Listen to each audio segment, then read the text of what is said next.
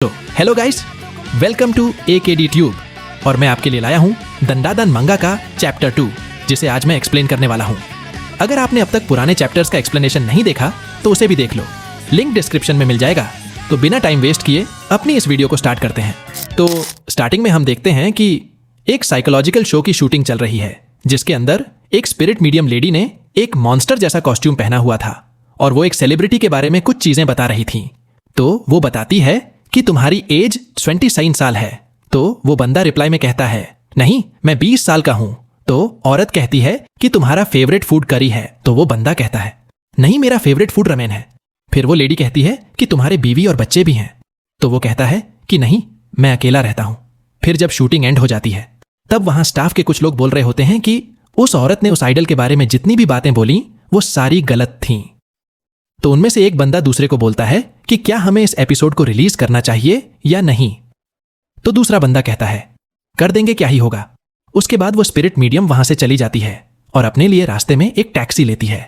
Taxi का driver उस lady से पूछता है कि तुम सेंटा डोडोरिया हो ना, मैंने तुम्हें कई बार टीवी में देखा है। और वैसे एक बात बताना, क्या सच में तुम्हारे पास साइकिक एबिलिटीज है?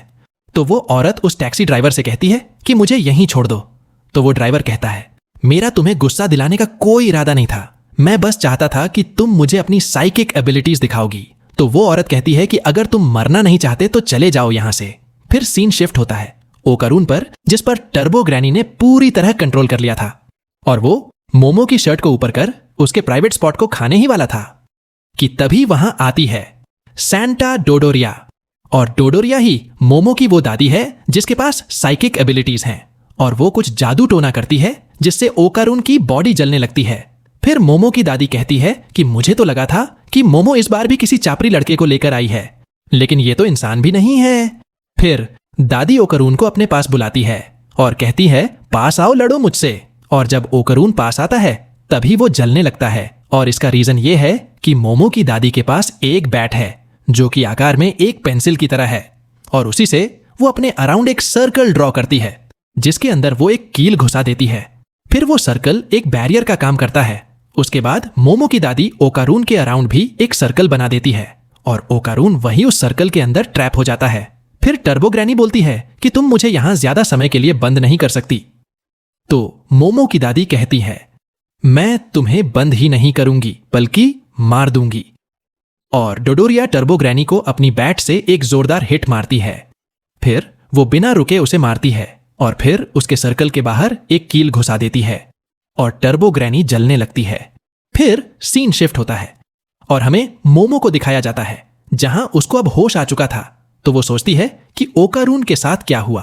तो वो ओकारून को ढूंढते हुए अपने कमरे से बाहर नीचे वाले फ्लोर पे जाती है और उसे पता चलता है कि उसकी ग्रैंड माँ अब आ चुकी है। तो मोमो अपनी दादी से पूछती है कि मुझे आपसे एक इंपॉर्टेंट बात करनी है। तो उसके रिप्लाई में दादी कहती है कि क्या तुम किसी स्पिरिट स्पॉट पे गई थी? तो मोमो कहती है हाँ, बट मैं नहीं, मेरा दोस्त गया था क्योंकि हमारे बीच कुछ चीजें डिसाइड हुई थीं। लेकिन क्या आपने किसी लड़के को देखा है? अगर मैं उसके पास नहीं गई तो बहुत बड़ी प्रॉब्लम हो जाएगी। लेकिन मोमो की दादी उसे इग्नोर कर देती है। तो मोमो कहती है कि क्या आप मेरी बात सुन भी रही हैं? फिर मोमो की दादी कहती है कि अगर तुम किसी ईविल स्पिरिट की बात कर रही हो तो उसे मैंने मार दिया। तो मोमो टेंशन में आकर पूछती है कि वो स्पिरिट कैसी दिखती थी, क्या उसने चश्मा पहना था? उसके रिप्लाई में दादी बोलती है कि तुम भला ये स्पिरिट्स में कब से मानने लगी, और तुम तो मुझे एक ढोंगी स्पिरिट मीडियम बोलती थी ना। तो मोमो बोलती है कब तक आप उन पुरानी बातों को लेकर बैठेंगी, क्या पता उस लड़के को हमारी जरूरत हो। अब सीधे सीधे मेरी बात का जवाब दो। तो दादी रिप्लाई में कहती है कि ये ईविल स्पिरिट्स जैसा कुछ नहीं होता और मैं तो एक फ्रॉड हूं ना। तो मोमो उनसे माफी मांगती है और बोलती है प्लीज मुझे माफ कर दो, मैं गलत थी, अब बस मुझे उस स्पिरिट के बारे में बताओ।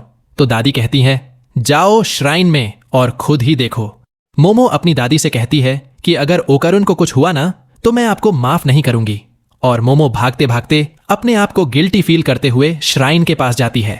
तो मोमो उस श्राइन का डोर खोलती है और देखती है कि ओकारून वहां बैठकर राइस केक्स खा रहा था और वो मोमो को देखते ही रोने लगता है और कहता कि मिस अयासे तुम ठीक तो हो ना, मुझे लगा कि मैंने तुम्हें मार दिया। लेकिन मोमो उस डोर को बंद कर देती है क्योंकि मोमो ओकारून के लिए बहुत परेशान थी, इसीलिए वो अपने ट्रू इमोशंस शो नहीं करना चाहती थी। तभी वहां उसकी दादी आती है और वो कहती है कि तुम कब से मॉन्स्टर को दोस्त बनाने लगी और वो बताती है कि जब तक ओकारून इस श्राइन में है तब सेफ है, अगर वो वहां से बाहर निकलेगा तो मॉन्स्टर बनेगा। तो मोमो दादी को बताती है कि टर्बो ग्रैनी ने इसका डीडी चुरा लिया है और जब तक वो टर्बो ग्रैनी के पास है तब ये ओकरन का कर्ज खत्म नहीं होगा और इसमें कहीं ना कहीं गलती मेरी भी है तो मुझे हेल्प करनी ही होगी। और ये बताती है कि उसके पास अब साइकिक पावर्स भी हैं। तो रिप्लाई में दादी कहती है कि तू कहना क्या चाहती है। फिर वो अपनी दादी को बताती है कि कुछ टाइम पहले उसका सामना यूएफओ और एलियन से हुआ था। फिर वहां कुछ घटनाएं हुई जिससे मुझे ये पावर्स मिली, लेकिन दादी कहती हैं कि यूएफओ जैसा कुछ नहीं होता। फिर मोमो बोलती है आप मानो या ना मानो, लेकिन मेरे पास अब साइकिक पावर्स हैं और मुझे ओकारन के साथ रहना होगा ताकि मैं उसकी पावर्स को सप्रेस कर सकूं। इसके रिप्लाई में दादी कहती हैं कि साइकिक पावर्स काफी पहले से एग्जिस्ट करती हैं और तुमने टर्बो ग्रैनी से पंगा लेकर बहुत बड़ी गलती की है। पहले के जमाने में उसे 100 किलोमीटर पर आवर ग्रैनी कहा जाता था। वो एक योकाई थी जो पूरे देश में तबाही मचाती थी, लेकिन बाद में मुझे पता चला कि वो लंबे टनल में रहती है और एक बार मैं वहां गई भी थी, लेकिन उसके हाई स्पिरिचुअल प्रेशर की वजह से टनल में पास भी नहीं जा सकी।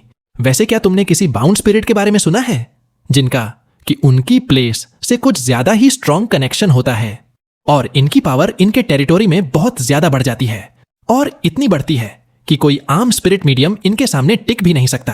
तो अब टर्बो ग्रैनी और ये बाउंड स्पिरिट्स एक हो चुके हैं, तो तुम इन मामलों में मत पड़ो।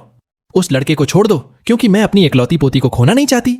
तो मोमो दादी की बात सुन के अपने आप से एक सवाल करती है कि इस सिचुएशन में केन तकाकुरा क्या करता, और बहुत सोचने के बाद मोमो बोलती है कि अगर मेरा प्यारा केन तकाकुरा अगर यहां होता तो वो 100% उसकी हेल्प करता, इसीलिए मैं भी यही करूंगी। तो दादी कहती है प्यारा केन तकाकुरा, हां मतलब तुम उसे पसंद करती हो। तो मोमो कहती है कि ये नहीं, मूवी एक्टर केन तकाकुरा। तो दादी कहती है कि अगर तुम ये करना ही चाहती हो तो करो। टर्बो ग्रैनी अपनी स्पीड को लेकर बहुत कॉन्फिडेंट है, तो तुम्हें उसे चैलेंज करना होगा। तुम्हें उस टर्बो ग्रैनी से रेस लगानी होगी। उस बाउंड स्पिरिट की टेरिटरी की बाउंड्री है शोनो सिटी, तो तुम्हें उसे शोनो सिटी के बाहर लाना होगा, फिर तुम उसे इजीली डिफीट कर सकती हो। तो मोमो कहती है कि मैं नहीं भाग सकती अपने इन नाजुक पैरों से, हम कोई चाम वगैरह नहीं लगा सकते क्या? तो दादी कहती है नहीं, ये सब यूजलेस है, ये पावर मैंने एक गॉड से ली थी जो कि कामिकोशी रीजन को प्रोटेक्ट करता है, तो मेरी पावर्स इस सिटी के बाहर काम नहीं आएंगी। अब हमारे पास एक ही रास्ता है, वो है बहुत सारी ट्रेनिंग। तो मोमो कहती है कि मुझसे ना होगा ये। तो दादी कहती है कि मैं तुम्हारी नहीं ओकारून की बात कर रही हूं। तो मोमो कहती है अरे हां, लेकिन इसका स्टैमिना बहुत कम है।